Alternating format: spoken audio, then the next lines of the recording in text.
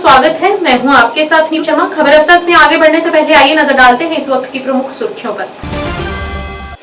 राहुल गांधी का जम्मू में वादों का पिटारा, राज्य का दर्जा बहाली को लेकर कश्मीरी पंडितों के लिए किए बड़े ऐलान।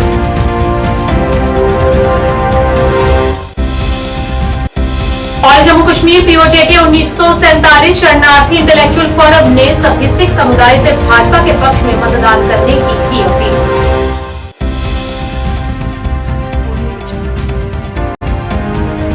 वेदांता ने जम्मू में बोन मैरो ट्रांसप्लांट के बारे में जागरूकता बढ़ाने के लिए द मेडिस्ट्रीज ने जम्मू में डॉक्टरों के लिए बोन मैरो ट्रांसप्लांट पर एक जागरूकता सत्र किया आयोजित।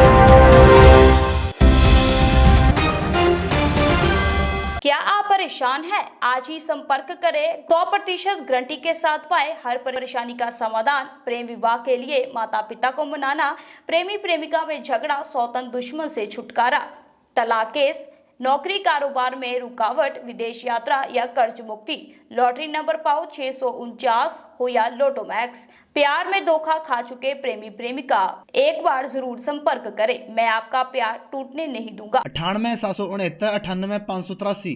अब समाचार विस्तार से। जम्मू कश्मीर विधानसभा चुनाव 2024 के लिए आज यानी बुधवार को दूसरे चरण का मतदान जारी है।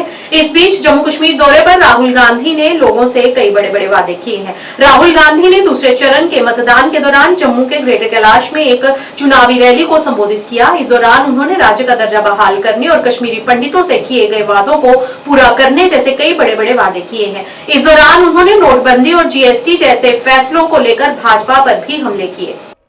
सही तरीका था कि पहले स्टेटहुड दो और उसके बाद चुनाव कराओ। अब ठीक है, पहले चुनाव करा दिया, मगर हम चाहते हैं कि जल्दी से जल्दी आपका जो लोकतांत्रिक हक है, जम्मू कश्मीर का जो स्टेटहुड है, वो आपको वापस मिले।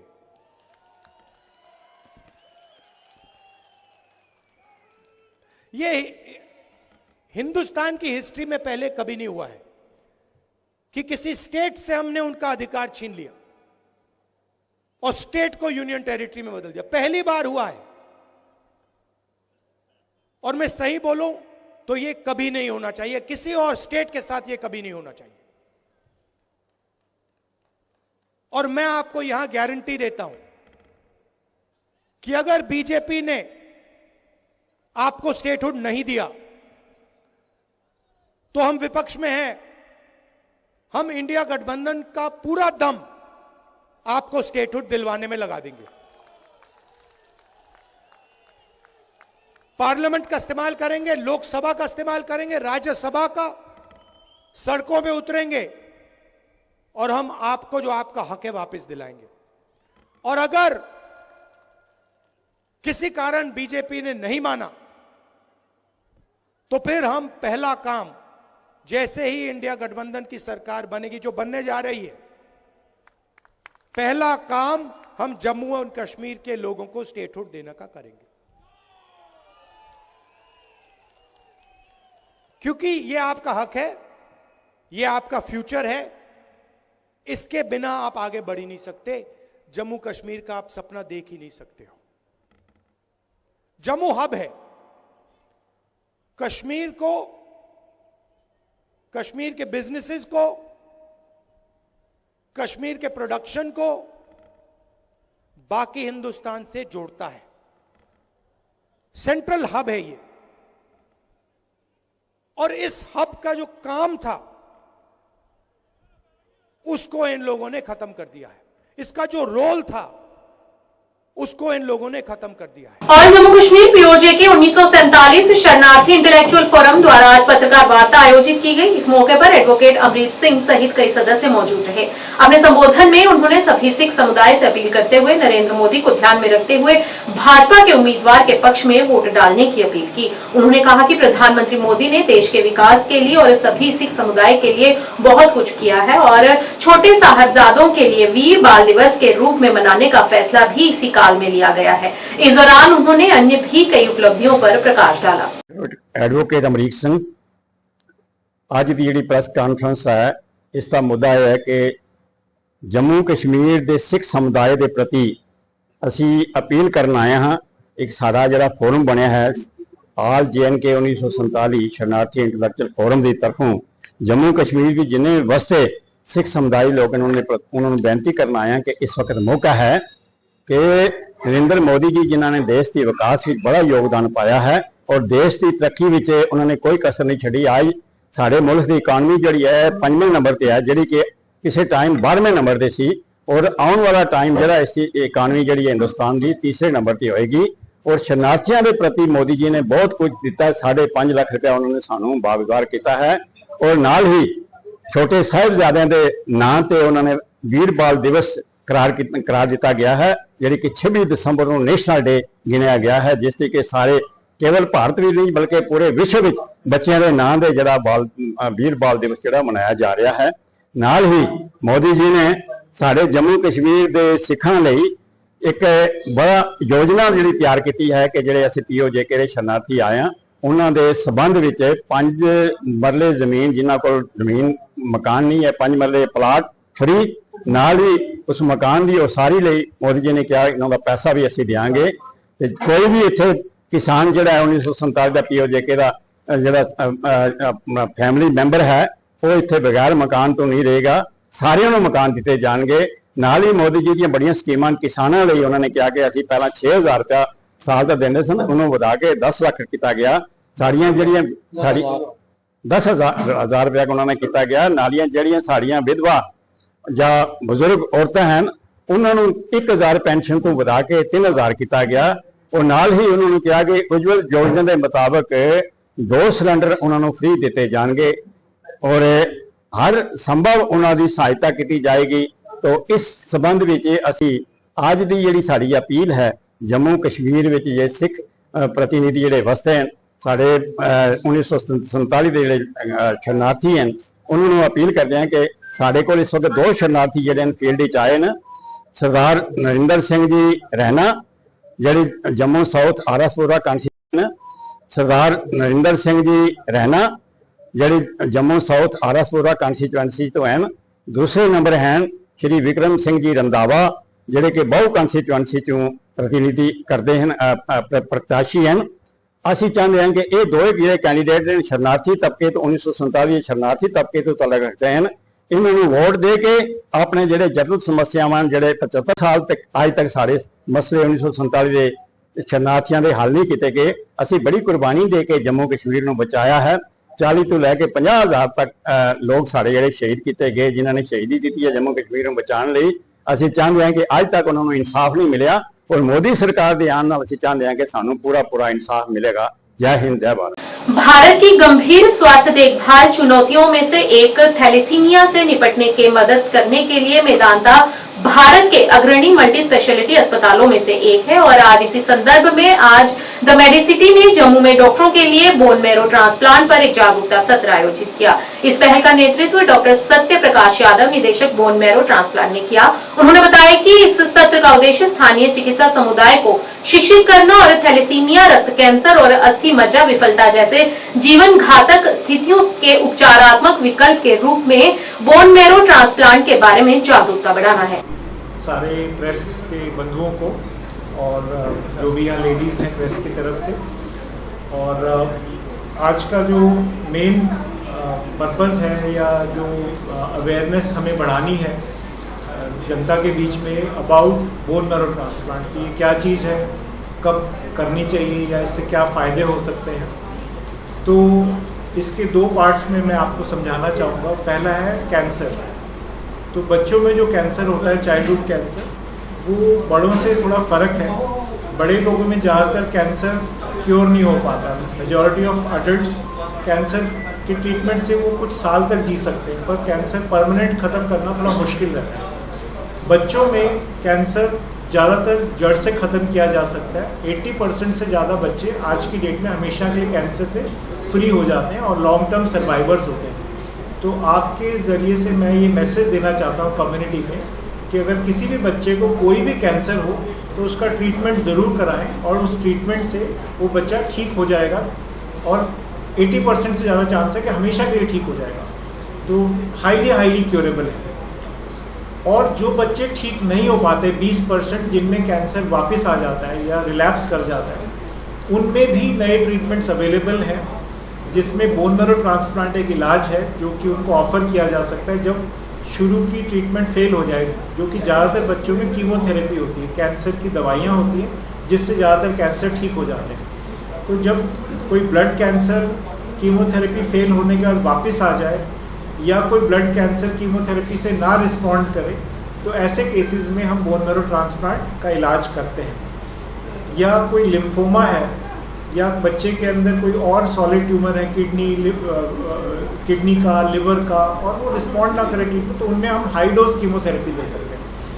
हाई डोज कीमोथेरेपी का मतलब है कि आप ज़्यादा डोज की कीमोथेरेपी देना चाहते हैं ताकि कैंसर ख़त्म हो जाए, पर जब भी ज़्यादा डोज की कीमोथेरेपी देते हैं तो आपका ब्लड बनना परमानेंटली बंद हो जाता है और आप। हंदवाड़ा विधानसभा क्षेत्र से चुनाव लड़ रहे पीडीपी उम्मीदवार एडवोकेट आजाद परवाज ने कहा कि लोगों को आगामी विधानसभा चुनाव में सोच समझकर मतदान करना चाहिए। उन्होंने मतदाताओं से विधानसभा के विकास के स्तर को ऊंचा उठाने के लिए भावनात्मक रूप से प्रभावित हुए बिना सोच समझकर मतदान करने का आह्वान किया। परवाज अपने घर घर अभियान के दौरान हंदवाड़ा विधानसभा क्षेत्र के ड्रगमुला और कांडी इलाकों के विभिन्न गांवों में गए। उन्होंने कहा कि हंदवाड़ा निर्वाचन क्षेत्र के लोगों का शोषण किया गया है और अब उन्हें समझ आ गया है कि उनका सच्चा प्रतिनिधि कौन है। उन्होंने कहा कि लोगों के लिए सही और गलत के बीच अंतर करने का ये सही समय है।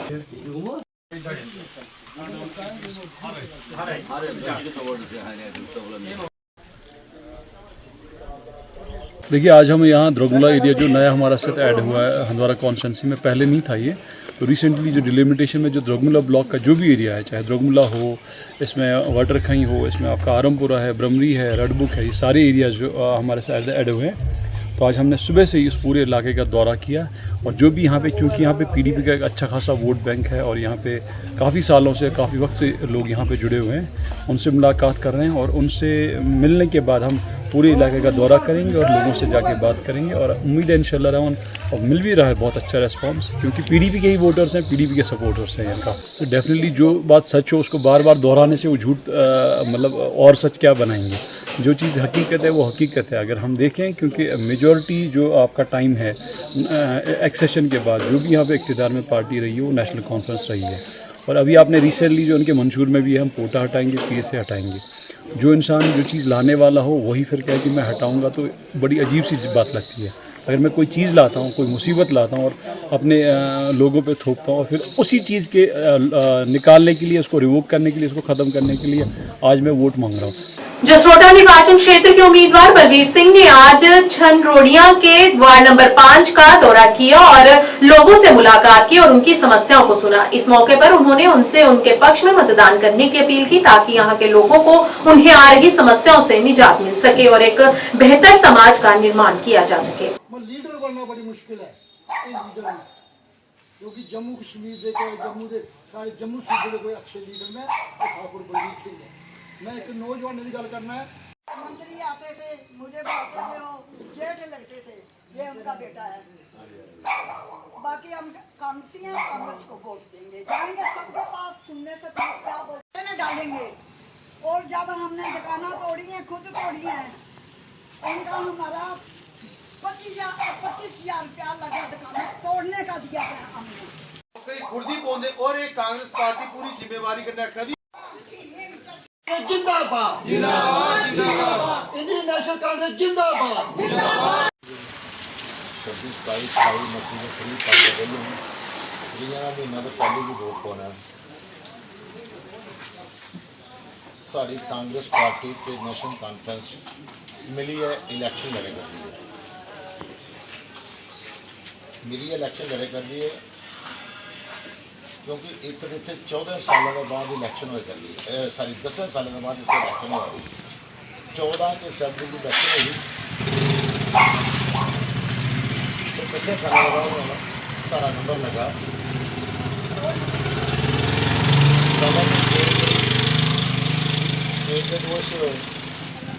उसी यूटी बनाया। यूटी बनाने का मतलब ये गवर्नमेंट को सिपाही बनाना स्टेट का। जो फॉरन कंट्रीज के फ्रांस लंडन वगैरह जो करते तो आते जम्मू कश्मीर मीन्स इंडिया। हिंदुस्तान की पहचान जम्मू कश्मीर करवाता है।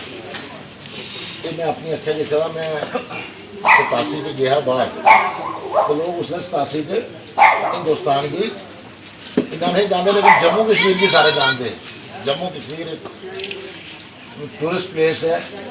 और अपने चुनावी अभियान को जारी रखते हुए और महिला वोट बैंक के प्रति जागरूक करने हेतु ईस्ट विधानसभा वार्ड नंबर 8 में महिला मोर्चा की जिला महामंत्री चंदा केरनी की अध्यक्षता में संगठन की तरफ से महिला कमल मेहंदी कार्यक्रम आयोजित किया गया। इस कार्यक्रम में मुख्य अतिथि राष्ट्रीय महामंत्री दीप्ति रावत, प्रदेश अध्यक्षा संजीता डोगरा, जिला उपाध्यक्ष एवं प्रभारी आशा गुप्ता मौजूद रहीं और जिलाध्यक्षा सवितानंद ने महिलाओं को संबोधित किया। आमफला मंडल अध्यक्षा ज्योति गुप्ता एवं जिला की पदाधिकारी बहनों और स्थानीय बहनों ने इस कार्यक्रम में शामिल होकर कार्यक्रम की शोभा बढ़ाई। कम से कम 10 वोट भारतीय जनता पार्टी के पक्ष में डलवाए, ये हम प्रण लेके यहाँ से जाएंगे, तब हमारा ये जो छोटी छोटी बैठकें हैं ये सक्सेसफुल होती है।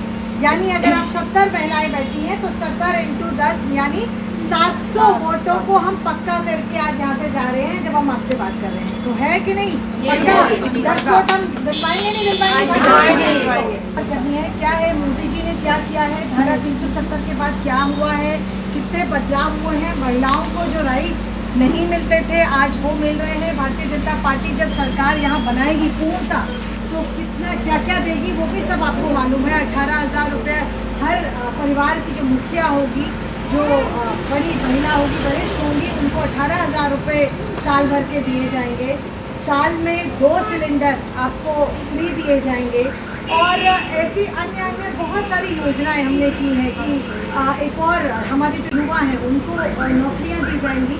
इस प्रकार से हम देख रहे हैं कि पूरे प्रदेश में आपने देखा कि यूपी बनने के बाद और धारा 370 हटने के बाद आपने देखा होगा कि किस तरीके से यहाँ कैसा विकास हुआ है। लगातार आपकी जो कनेक्टिविटी है दूसरे शहरों से, उसका जो समय है वो आधा हो गया है। हम रियासी गए तो उन्होंने कहा हमें रियासी के रास्ते में 2-2.5 घंटे का फर्क आया। तो आप ये देखिए कि जो भी आपकी कनेक्टिविटी थी पूरे प्रदेश भर में, आज उसको लगभग आधे समय में हम उस एरिया को आज कवर कर रहे हैं जहाँ पे हमें उसमें कितना समय जाने में लगता है।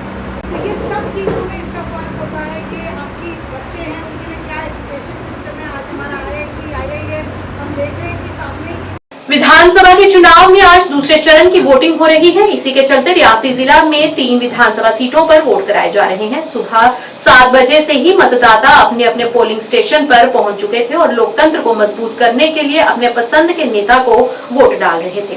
और आपको बता दें कि दोपहर 1 बजे तक 51.44% वोटिंग हो चुकी है। युवाओं ने बताया कि हम वोट ऐसे नेताओं को देंगे जो हमारी उम्मीदों पर खरा उतरेंगे। लोकतंत्र को मजबूत करने के लिए सभी को वोट जरूर डालना चाहिए और ऐसे नेताओं को सत्ता में लाया जा सके जो आम लोगों की मुसीबतों को समझे और उनकी हित में काम करे। हमारी तो यही सोच है कि हम हर साल मैंने तो फर्स्ट टाइम वोट डाला, बट जो डालते हैं वो तो यही सोच के डालते हैं कि हमारे देश की हम ऐसा अच्छा नेता चुने जो हमारे देश की अच्छी सी डेवलपमेंट करेगा।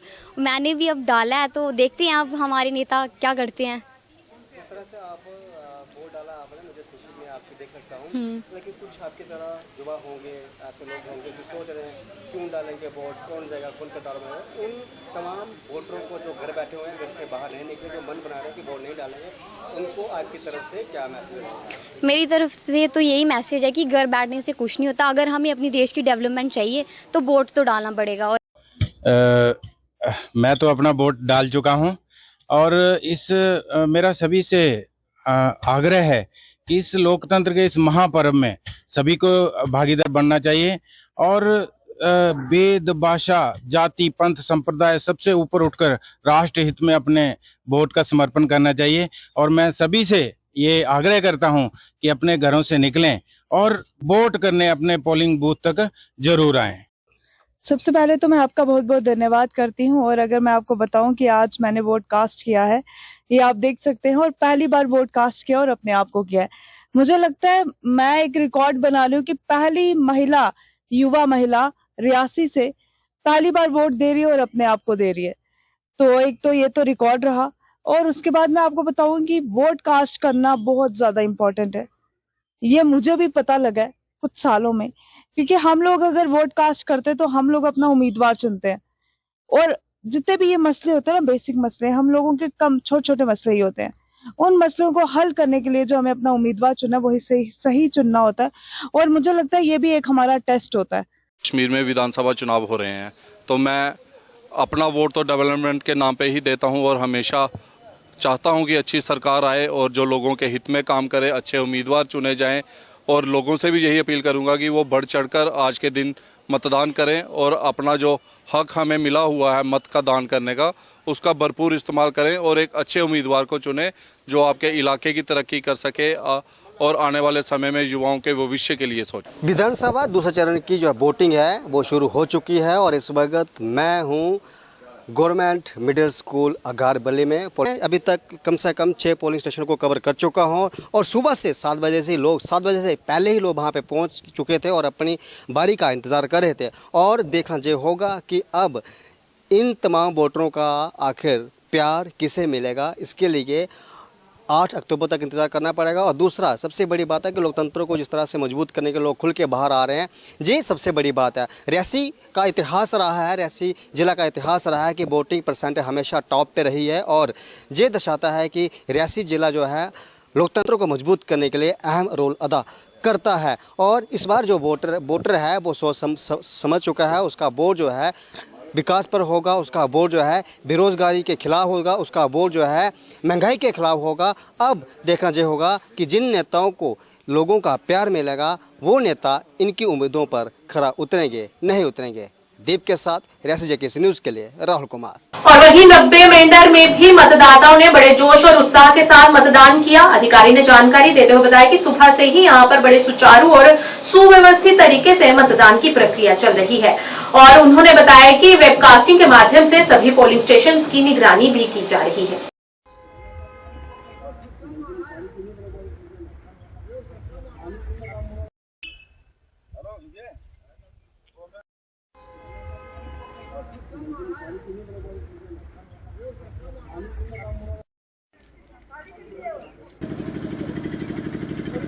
नजर आते हैं इस वजह से कि 10 साल के बाद इलेक्शन हुए, बड़ा टाइम लगा उसमें, लेकिन ये आज देखेंगे आप तो हर जगह इंतजामात एडमिनिस्ट्रेशन की तरफ से बेहतरीन तरीके से है और ठीक ठाक पोलिंग हो रही है। बहुत सारे पोलिंग स्टेशनों में मैं गया और वहाँ पूरा अमन तौर पर लोग जो है, और फिर खासकर ये मैंडर आज सुबह से हमारा जो पोलिंग स्टेशन है ये हार्टिकल्चर नर्सी मैंडर में है, लेकिन आज सुबह से हम देख रहे हैं कि पूरी लाइनों की कतार में लोग जो जा रहे हैं और बड़ा ज़बरदस्त इंतज़ाम है। तो जो भी आदमी है वो यही कहता है कि जो हमारी डेवलपमेंट के काम करेंगे हमने उसी को वोट डालना है, इसमें किसी का नाम नहीं है।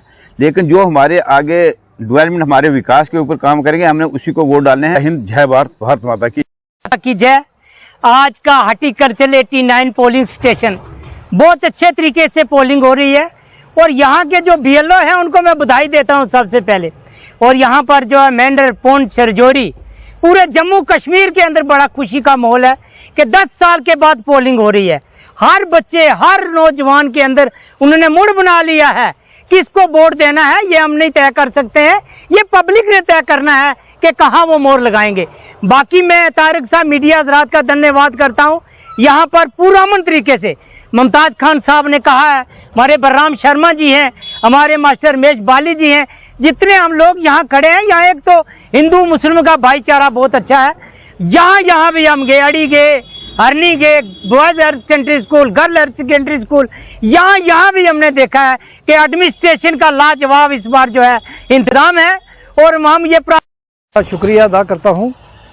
वक्तन फ़वक्तन आप जब भी कोई इलेक्शन हो, कोई भी प्रोग्राम हो, आप उसमें हिस्सा लेते हैं, बढ़ चढ़ के लोगों की बात को उठाते हैं।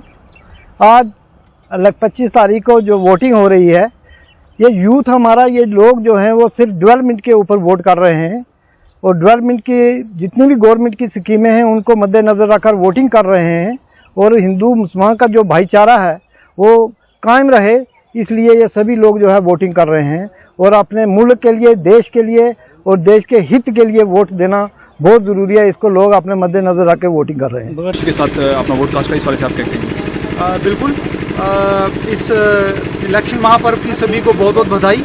हमारे मेंढर में जो है 90 मेंढर में जो है 142 पोलिंग स्टेशन है, सब पे जो है वो पोलिंग जो है स्मूथली शुरू हो गई थी। कुछ कुछ एरियाज़ में कुछ जगहों पे जो है थोड़ा बहुत कम्युनिकेशन गैप की वजह से एजेंट्स में उनमें इशू रहा, पर एज सच हमारा जो है बड़ा अच्छे तरीके से सारा काम चल रहा है। हमारी टीम जो है लॉ एंड ऑर्डर को मेंटेन करने के लिए जोनल मजिस्ट्रेट्स हैं, सेक्टोरल मजिस्ट्रेट्स हैं, नोडल ऑफिसर साहब हैं ये, और पुलिस की जो हमारी टीम्स है अलग अलग जगह पे जाके पूरा लॉ एंड ऑर्डर को देख रही हैं। हम भी जो है रेगुलरली जो है सभी के अपने पोलिंग स्टेशन में जो हमारे पोलिंग टीम्स हैं उनके साथ कांटेक्ट में है। हमारा ये जो है अपना वेबकास्टिंग के थ्रू हम यहाँ अपने कंट्रोल रूम से ही सभी पोलिंग स्टेशन को मॉनिटर कर रहे हैं, वहाँ की वीडियोग्राफी देख रहे हैं। तो हमें पूरी उम्मीद है कि बड़े अच्छे तरीके से जो है मेंढर में ये जो लेजिस्लेटिव असेंबली के इलेक्शन, जैसा कि आपने कहा 10 साल के बाद हो रही है, ये बड़े अच्छे तरीके से जो है हम कराने में कामयाब होंगे। और नौजवान देख रहे हैं, नौजवान में काफ़ी उत्साह है कि जो पहली बार वोट कास्ट करें। बिल्कुल बिल्कुल भाई, ये आपकी बात सही है। अभी काफ़ी सारी देर जैसे कि 10 साल के बाद ये जो है लेजिस्लेटिव असेंबली की इलेक्शन हो रही हैं, तो काफ़ी सारे हमारे नए वोटर्स जो हैं वो कुछ तो ऐसे होंगे जो पहली बार ही शायद वोटिंग कर रहे हैं, और कुछ तो ऐसे होंगे जो 10 साल में पहली बार जो हैं, चाहे वो बेशक 18 साल के 2015 में हो गए हों, वो पहली बार वोट डाल रहे होंगे। तो बड़ा ही उत्साह है। मैं खुद भी कई पोलिंग स्टेशन पे मैंने विजिट किया है, हमारे सीनियर ऑफिसर भी विजिट कर रहे हैं, तो बड़ा ही उत्साह जो है लोगों में दिख रहा है। तो ये अच्छा भी है, और हम ये हमारी ये कोशिश है कि मैक्सिमम पोलिंग जो है हमारे यहाँ मेंढर सब डिवीजन में हो। कश्मीर ट्रेडर्स मैन्युफैक्चरर्स फेडरेशन के वरिष्ठ उपाध्यक्ष फयाज भट्ट ने लोगों से बाहर आने और अपना वोट डालने का आग्रह किया। भट्ट ने कहा कि ये समय ईमानदार नेता चुनने का है और 10 साल बाद हमें अपना विधायक मिलेगा। हमने पिछले 10 वर्षों में जो देखा है कि बाबूशाही ने कश्मीर को बर्बाद कर दिया है। भट्ट ने उम्मीद जताई कि ये नई सरकार जनता की उम्मीदों पर खरा उतरेगी और उनकी समस्याओं का समाधान करेगी। ट्रेड से भी वाबस्ता है, ट्रेड लीडर है, क्या कहेंगे इस स्पेशल डे के दिन? चूँकि मैं कश्मीर ट्रेडर्स मैन्युफैक्चरर्स फेडरेशन का एक सीनियर लीडर हूं, और हमारा भी राइट बनता है कि एज अ सिविल सोसाइटी मैं एक वोटर भी हूं अपने इलाके का, और मैंने आज अपना वोट डाल दिया, और जो हमारा राइट है। और मैं तमाम लोगों से यही गुजारिश करता हूं, जो भी 18 साल से ऊपर है, मैच्योर है, तो जिनका वोट है, मैं उनसे गुजारिश करता हूं कि वो अपने वोट डाले, अपनी जो उनका हक है वो अदा करे, वो वोटिंग मशीन के पास जाए और अपना वोट दे दे। क्योंकि जो चुनिंदा सरकार होती है, जो असेंबली होती है, असेंबली हमारे लिए ज़रूरी है। क्योंकि हमारे पास पिछले 6-7 साल से असेंबली नहीं थी। जो अपना रिप्रेजेंटेटिव, लोकल रिप्रेजेंटेटिव होता है वो ज़रूरी है, क्योंकि जो असेंबली कॉन्स्टिट्यूंट होता है उसमें 1 लाख, 1.25 लाख या 1.25 लाख लोग होते हैं जिनको वो रिप्रेजेंट करता है। मैं तमाम लोगों से गुजारिश करता हूं, जो वोट का हक रखते हैं वो वोट डाले, अपने उम्मीदवार को वो कामयाब करे। मैं नहीं कहूँगा कि किसको वोट डालना है, जिसको मर्जी हो, मगर अपना जो लोकल, जो लोगों के काम करे, जो लोगों के जो मसाइल है, जो छोटे बड़े मसाइल है वो हल करे, जो वो हल कर सकता है। क्योंकि असेंबली के बगैर लोगों को काफी परेशानियों का सामना करना पड़ता है। बड़गांव में वोटिंग जारी रही। खान साहिब और बीरवाह विधानसभा क्षेत्र और चरारे शरीफ की बात करें तो लोगों की भारी भीड़ देखने को मिली। बड़गाम से उम्मीदवार आगा सैयद मुंतजर मेहंदी ने कहा कि मैं लोगों का बहुत शुक्रगुजार हूं जो घरों से बाहर निकलकर मतदान कर रहे हैं और इस लोकतंत्र के पर्व का हिस्सा बन रहे हैं।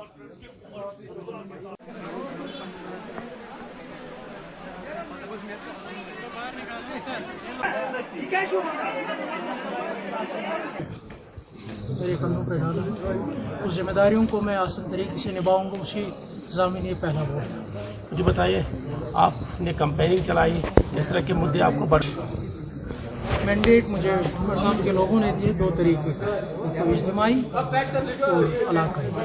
मुझे इंशाल्लाह इज्तिमाई मामलों पर भी मज़ामत करनी है, एहतजाज करना है, चाहे वो यहाँ की सियासी बेचैनी हो या मजहबी उमूर में रियासत का अमल दखल हो, उसके खिलाफ भी मुझे मज़ामत करनी है, एहतजाज करना है। और जो इलाकाई नाइंसाफ़ी इस बड़गाम के साथ हुई है, सोतेला व्यवहार जो इस कॉन्स्टिट्यूंसी के साथ हुआ है पिछले 18-20 सालों में, उसके खिलाफ भी मुझे मज़ामत करनी है। मुकाबला आपको साबिक़ा वज़ीर आला से है, तो क्या लग रहा है आपको? देखिए, मेरा मुकाबला किसी के साथ नहीं। मैं मुतवातिर कैंपेनिंग में जब भी आपके साथ बातचीत हुई, गपशप हुई, मैंने ये कहा कि एक तरफा मुकाबला है। जो एतमाद, जो भरोसा मुझे बड़गाम की कॉन्स्टिट्यूंसी ने मेरे कंधों पे डाला है, जो मोहब्बत का इजहार उन्होंने मेरे कंधों पे डाला है, वो शायद किसी बाहर वाले को, किसी टूरिस्ट वाले को नहीं मिल सकता। धन्यवाद।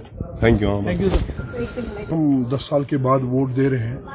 हम अभी जो हमें बेसिक्स नीड्स जो हमें अभी जिसमें हम मार्जिनलाइज हो गए हैं 10 सालों से, हमें थोड़ा सा पहले तो स्टेट था लेकिन स्टेट से अब यूटी है, कमज़ोर असम्बली ज़रूर है लेकिन हमने अपनी राय दे दी है। अब सिंपल बात है कि एक स्टेट डिमोट किया जाता है टू यूटी और ये ऑब्वियस है फिर क्या मुसीबतें आती हैं जब गवर्नर से एलजी चला जाता है और वो जो चीफ मिनिस्टर है रेवेन्यू भी किसी और के को जाता है और होम ऑलरेडी किसी और को जाता है। तो पता है अभी कमज़ोर है लेकिन हालात के साथ हम चाहते हैं कि कंटेम्प्रेरी हम वोट दें ताकि हम अपनी बात रख सकें। जो हमारी बेसिक नीड्स हैं जैसे बिजली है, पानी है, सड़कें हैं, जिसमें हम काफ़ी साल से मार्जिनलाइज हो गए हैं, हम चाहते हैं हम वोट के ज़रिए से अपनी आवाज़ बन के अपनी जो बेसिक नीड्स हैं हासिल करें ताकि हमारे हालात सुधर जाए, हमारी बेरोज़गारी ख़त्म हो जाएगी, ये जो महंगाई है ये ख़त्म हो जाएगी। और किस लिए यही हमारा मकसद है। 40 साल हमें महसूस हो रहा है क्योंकि गरीबों की तरफ ध्यान नहीं दिया जाता है। जब गरीब किसी काम के लिए जाता है तो इसके लिए कोई इसका पूछता ही नहीं कि पीडीपी के खानियार निर्वाचन क्षेत्र के उम्मीदवार तफज्जुल मुश्ताक ने लोगों से बाहर आने और अपना कीमती वोट डालने का आग्रह किया। आपको बता दें कि तफज्जुल इस विधानसभा चुनाव में सबसे कम उम्र के उम्मीदवार हैं और प्रशासन द्वारा की गई व्यवस्था से वे पूरी तरह से संतुष्ट हैं। उन्होंने नौहटा श्रीनगर के डाउनटाउन क्षेत्र में अपना वोट डाला। मुझे पूरा यकीन है कि लोग मुझ पर भरोसा करेंगे। हमने बुजुर्गों को बहुत मौके दिए हैं और अभी इस बार लोगों का रुझान ये है कि वो एक यंग चेहरा चाहते हैं, एक यंग लड़का चाहते हैं जो उनकी आवाज़ उठा सके, जो उनके लिए बात कर सके। और लोग मेरे पे भरोसा जता रहे हैं। अल्हम्दुलिल्लाह सब लोग निकल के वोट कर रहे हैं पीडीपी के लिए। बेशक मुझे उम्मीद तो है कि वोटिंग परसेंटेज हाई होगी। और उसके अलावा मैं लोगों से ये भी कहना चाहता हूँ कि आप मेहरबानी करके निकलिए वोट डालने के लिए। हम सब लोग हाथ पे हाथ धरे बैठे रहेंगे। इसमें वान पेंजन पे नर पे नर थे पत वनो जुल्म जबर ज्यादती सह जुल्म रुक इत पे क्या तुम नीरियो सारी बस सारे मोदबान गुजारिश करान सारी नीव वोट त्रो। और अगर कह पन वोथमुत सन आवाज़ तुलने खतर अस फ़र्ज बनान कि अस दिमो तम साथ तुहद साथ आ तिथे पे तुम त्रो मे वोट अम मिल मे हिम्मत और अम हेक ज़्यादा खुद ज़्यादा तुहज कत कर तुहज आवाज़ बुलंद कर। आज राष्ट्रीय लोकदल पार्टी ने मामूसा पट्टन जिला बारामूला में एक विशाल कार्यकर्ता सम्मेलन आयोजित किया जिसमें सैकड़ों कार्यकर्ताओं ने भाग लिया। इस अवसर पर नए राजनीतिक कार्यकर्ता राष्ट्रीय लोकदल पार्टी में भी शामिल हुए।